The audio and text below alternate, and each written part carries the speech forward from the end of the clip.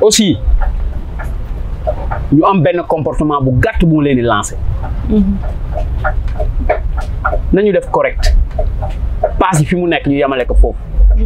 bàyyi di lekkante comme yooyu baaxul nit da ngay correct 100 francs bi ngay am ci kii ak kii respecté ko jël sa 100 francs dem. nañ bàyyi bu dara xewee nga yokk paas yi yooyu amul sens. defal lu correct. ci wàllum yokk paas boobu ngay wax gis naa ni ministre transport bi da leen a waxoon ci tabaski bi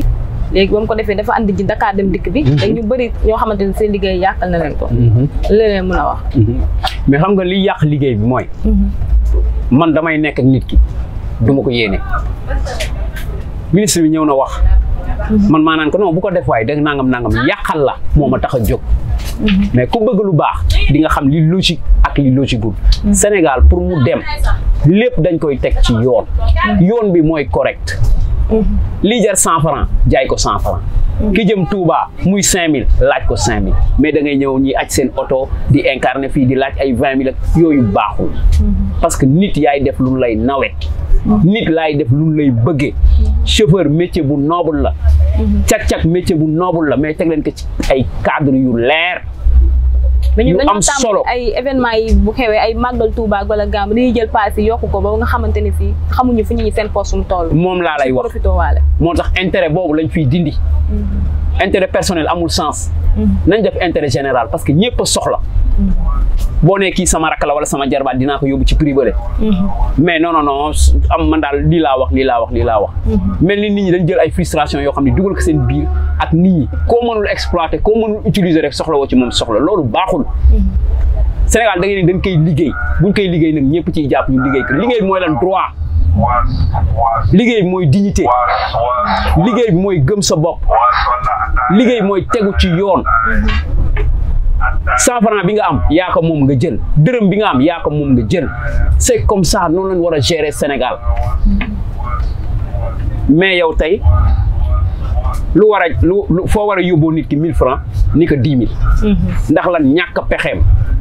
dina ko def mais du ko def ci xol bu tàng dina ko def si ñàkk pexe mais est-ce que dina la jariñoo 10 000 nga lekk dina la jariñ nañ leen def tekk ak teey ak dal ñu bëgg suñum réew jàppalante ñun rek ñoo mën a jàppalante boo demee ci naar yi ñu ngay jàppalante boo demee ci tubaab yi ñu ngay jàppalante Sénégal da ngay ñëw ñu sa waay man dama yàkkamti waay parce que duñu jàppalante dara rien du tout kenn mënulul sa morom lu toll ni bën pusa ku ci jekku sa morom bëgg ko tëj sax boo sañoon ñu la ma nga 100 mètres nga naan alhamdulilahi rabil alamin parce que looloo lay dundal réew mi nag ñi ñaa ngi wax rek mais kenn mënu ko defar ku dul ñun defar bi nag ci jub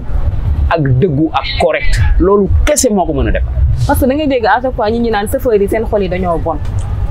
la moo waral loolu. parce que nit ku nekk ak jikko man ni ma mel mënoo ma ci dindi. yow ni nga mel mënu ma la ci dindi dañuy mën a laami soo rek ñu ànd. nit dina ni la tël mbëkk nga mënoon fayu nga bàyyi mu sedd. xam nga lu tax ngay bàyyi mu sedd tane boobu mooy defar Sénégal fokk ñuy tanente nit mën nay njëkkanteeg yow sax nga freiné ni ko demal dañ ko fekk ci lam lay woo pour lan bëgg parce que bëgg nga defar moo tax doo ko fekk si lam lay woo te it da nga yàpp ay doomu aadama moo tax doo ko fekk si ci lam lay woo